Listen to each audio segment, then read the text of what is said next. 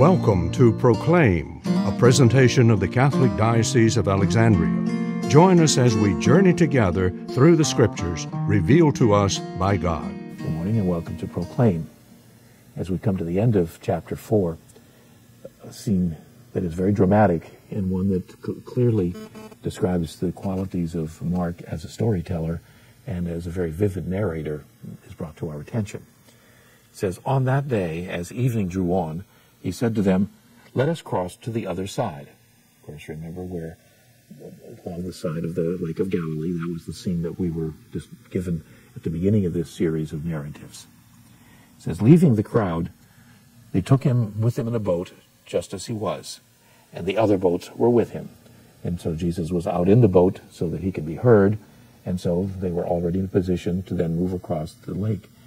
What even to this day is true of the Sea of Galilee, Lake Gennesaret, is the fact that a storm, because of it being between two high hills, sort of mountain ranges of very small nature, that as the temperature drops, as sunset comes, that lake can become violent, it can become extraordinarily dangerous, and without warning, it can happen almost in a moment's notice.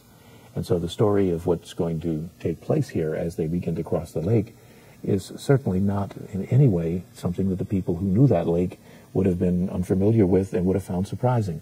In fact, even experienced fishermen, like many of Jesus' disciples were, had the danger of being caught in that, just like anyone else, simply because of its suddenness, simply because of its unpredictability.